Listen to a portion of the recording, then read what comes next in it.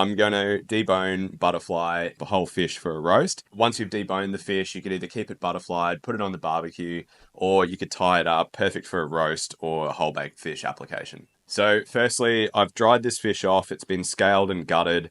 It's also had paper towels in its gut cavity, so it's nice and dry, and that way the skin, once you cook it, it's going to get nice and crispy. A normal butterfly, you're going to go from the top down, but because we've had this fish gutted, the gut cavity is open. So with our scissors, I'm going to start from the top and just snip through each rib bone. You'll need to do this on either side of the spine. So we're just snipping each rib bone like that individually. Perfect. So we've snipped those rib bones. Next, you just need a sharp knife. It doesn't have to be a fancy Japanese knife, just any kitchen knife that not much flex to it and really sharp. So we're going to make a cut from here down to the tail, just slowly removing all of that flesh away from the backbone. So once we get to the anal fin here, I'm just going to make a cut along this top side of the fillet, separating it from the backbone. While making these cuts, you want to use long strokes with the knife. It's important to have a really sharp knife, and also important not to pierce through the skin at the back of the fish. You want to keep all of the skin intact. So now I'm just going to flip this fish over and do the exact same thing on the other side. We've already cut our rib bones. Now I'm going to make a cut here on top of the anal fin, separating this other side of the fish, and then working it over the backbone.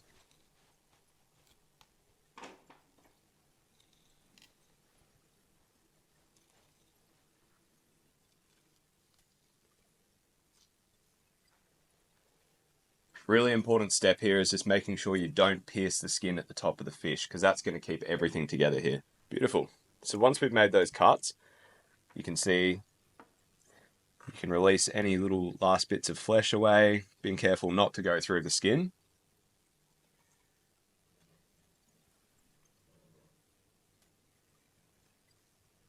So now the fish is opened up, we can see what we're doing, and this backbone, it's almost separated, but we're just going to use the scissors again to fully get rid of it.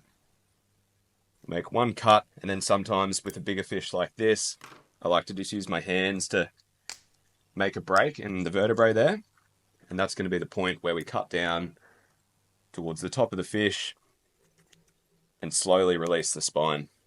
So we're removing the backbone here.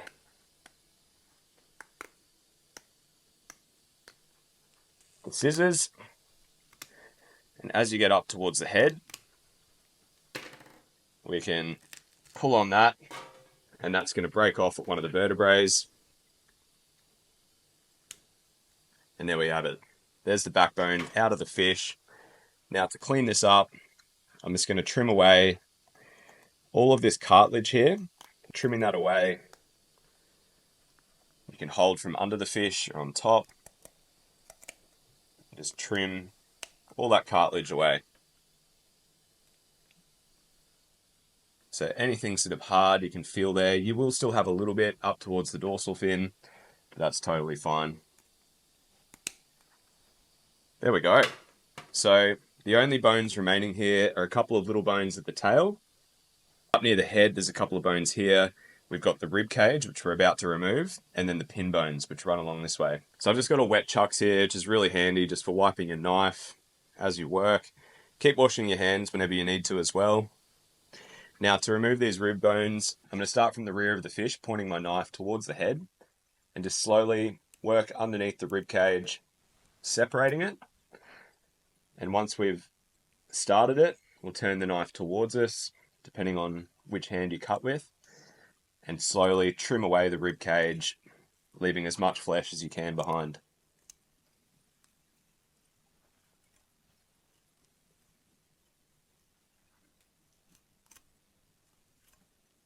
And we'll just trim that off.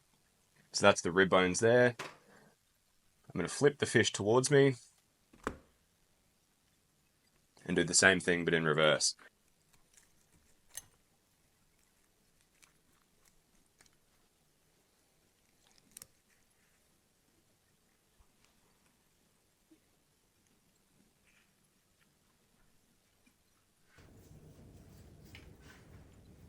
There we go. So there's the other rib bones there. Now, what we have left here are the wings. There's some bones in there. Once the fish is roasted, I just completely remove that and eat that on its own as part of the meal. Now we're just going to trim off any little bits of sinew or leftover, matter from the gut cavity. Just make sure the fish is super clean.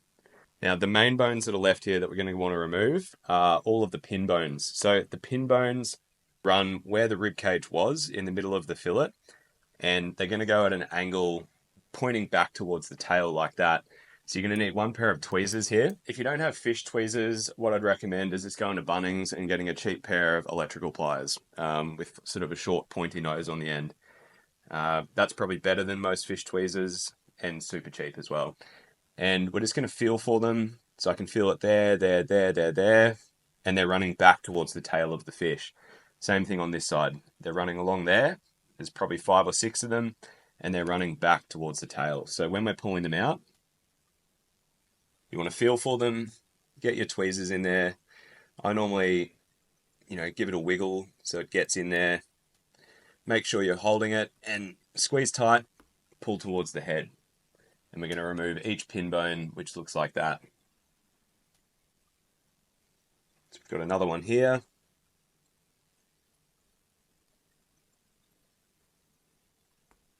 There we go, another pin bone. What I do is start on one side, count how many bones you pull out, and there should be exactly that number on the other side. So we've got another bone there.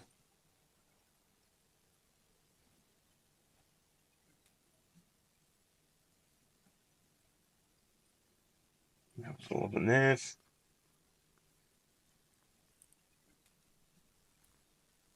Now these bigger bones towards the head, they'll be a little bit harder to pull out. But once I clean this up, you'll get an idea for the size of them. You really don't want to be biting into this. So that's a pin bone there. You can see it's curved that way. So that'll sit in the fish, pointing towards the tail like that. So that's why when we grab it on the end, we pull out towards the head. So the best thing to do here is just to keep feeling around, and you'll feel the bones because they're quite pointy and sharp on the end.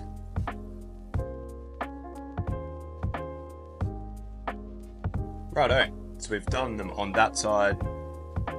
We've probably got about 6 or 7 pin bones there. I'm just going to run through and do the exact same thing on the other side.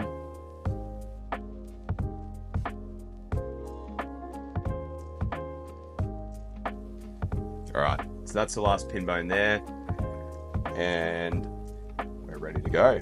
Now all of these bones here, I'm going to hold on to for a stock, so they're not going to go to waste, and here we're left with a mostly deboned fish, except for the wings here, and obviously the head and tail. Now, at this point, you could keep that skin side up on a wire rack in the fridge, and just really dry out that skin. I'd brush open the scale pockets like that as well, just so you don't have any moisture left in there. And you could barbecue that whole, you could do it in the oven, you could steam it. So many applications for a whole fish like this, and it's mostly deboned now.